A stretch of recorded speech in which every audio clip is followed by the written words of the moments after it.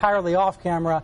We're also not getting a lot of answers to questions that are asked. Here's an example, actually a series of examples, from Deputy Press Secretary Sarah Huckabee Sanders answering questions with a non-answer. I'm not aware of that, but the State Department would probably be best suited to answer that question. I haven't had a chance to dig into that, but we'll certainly circle back with you on it. Again, I haven't had a chance to have that direct conversation. I've been a little preoccupied with other things major, but I certainly will check on that. I'm telling you, I'm just not sure. I don't know the answer. I'll have to check and let you know. So an update now on Access. The president's not held a formal solo press conference in 4 months, actually 5 months at this point. But it was accessible to reporters on the plane, as we were talking about. He also sat down for an interview with Pat Robertson for the Christian Broadcasting Network.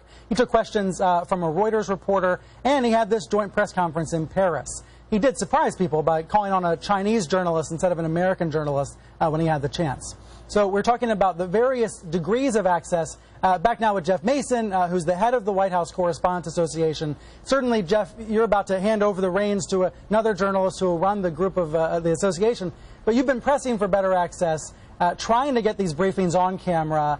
Is there any indication that's actually going to happen? Or is this accepted now that the briefings will usually be off camera, not allowed to be televised? Well, it's not accepted by us. We're certainly continuing to push for that, and I have no doubt that the next board will continue to fight for that. I mean, it's very important to the members of the White House Correspondents Association and to White House reporters to be able to ask those questions at the daily briefing. You asked whether the briefing is worthwhile or not.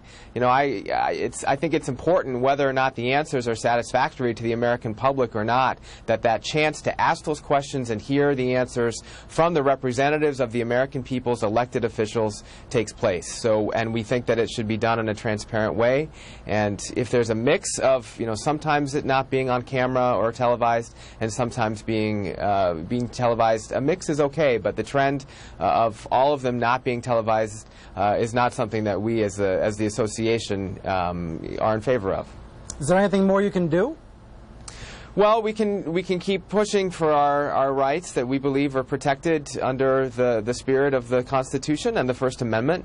Hasn't worked yet. It hasn't worked in terms of the trend that we're talking about. That trend is not going in the direction that we want, no. But we are an organization that represents television reporters as well as print reporters, radio reporters, online reporters. We have a lot of interests that we have to represent. And the White House also is working on its own calculations about how it wants to deal with the press. So it's a sometimes slow and sometimes unsatisfactory process, but we're working hard on it.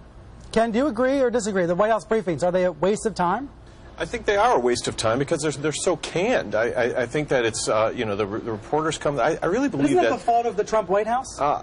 If they're not answering questions, that's not the reporters' fault. All right. So the idea here is that the media has become the opposition to Trump. I mean, just listening to the intro to this show, just listening to the intro to the show, listening to Fareed's show before it. It's no longer that the Republican point of view holds forth and the Democrats hold them accountable and the media covers it. It's that the President and the White House put forth their point of view, the media argues with them, and the Democrats have become like totally irrelevant to that discussion. It's a stunning thing to watch unfold during this presidency. And I don't know if it's the irrelevancy of the Democratic Party? Totally. And the way the press has assigned itself the chore of undoing the results of this election, which they simply don't accept. Who do you think has assigned themselves that? There's not some secret cabal of people in the journalism world. Did you read the New York Times editorial page at all this week? Do you see even David Brooks, the faux conservative they've got in there, says, I brought somebody with only a high school diploma to work, and insensitively, she couldn't pronounce the sandwiches. Okay, and then it was a stupid column. What's that have to do with the president's lies and misstatements? Let's rate how bad all of the president's children are. I mean, one of the president's children is 11. These are the people we're rating for how bad they are. It is These are people paid to have opinions, just like Eric Bolling or something like Fox. A newspaper that holds itself out as the most dignified place for American thought and journalism today, and this is what they put forth. It's unprecedented. Whether you agree with it or disagree with the point of view, I'm saying there's something in the air right now that makes these personal attacks, these relentless ongoing attacks, palatable to the American people. And I think the shame of it is we no longer have even a two-party system, which many think is too few. We have a one-party system, and the media is the other party. You're talking about editorial people, though, people that write opinion columns for a living.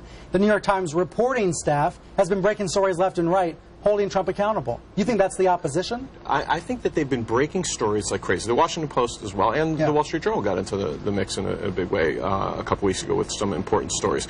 And I think that's a critical function of journalism.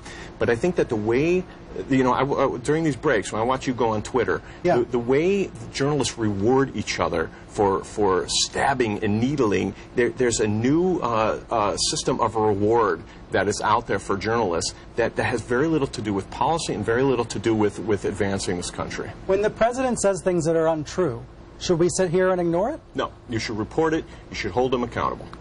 Then where do you go from that to the media as the opposition? Because when I look at the tone and the way these attacks are launched, and I cited a couple examples for you, or the way that whenever there's a need for the appearance of balance, NPR will hire some conservative who hates the president, or the New York Times will go get Bret Stephens, whose main contribution is that he hates the president. Whenever there's the need for the appearance of fairness, there's no real effort to where are the pro-Trump journalists in the mainstream media? They don't exist because the entire mainstream media is against Trump, and that I think is not just bad for American policy. I think it's bad for journalism. I think a lot of journalists are against lying, against deceit.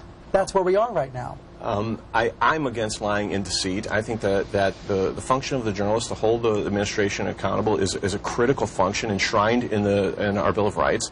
But when you have a system where the most outrageous attack is what's rewarded with likes on Facebook and followings on Twitter, you're setting yourself up. No, it's not just opinion columns. It's reporters, and they audition for each other and they audition for popularity. Let me get Tara Palmieri's reaction at Politico. Tara Palmieri, Politico, also a CNN analyst. Your reaction to Ken's comments? Honestly, I think as a print reporter, it doesn't matter to me as much if it's on air or not. But I do know from some of the White House officials that I've spoken to that they think by taking the White House briefing off camera and just in voice, it brings down the temperature. They think there's a lot of grandstanding going on both ends. But also if they say something damning, there isn't a clip on the internet and on all the TV shows. I think at the end of the day, we're supposed to be balanced. We shouldn't be pro-Trump or anti-Trump. We should just be all about the facts and the issues. And I think that there is a prerogative to say, oh, they're being anti-Trump. No, we're being critical. That's our job, to be critical, regardless of who the president is. And Jeff Mason, last word to you. Tara said earlier in the hour that a staffer at the White House once threatened to kick her out of the White House Correspondents Association, to go to her editor. We went to your editor and said that, right, Tara? Yes. Am I getting that right? So, Jeff, your point you wanted to make was that the association itself never heard that from the White House? No, and I appreciate your giving me a chance to say that. We've obviously had times where we've disagreed with the White House and they've disagreed with us, but that's never something that anyone from the White House has ever asked me to do or approach the association about. Lots to discuss here. Thank you all for being here this morning.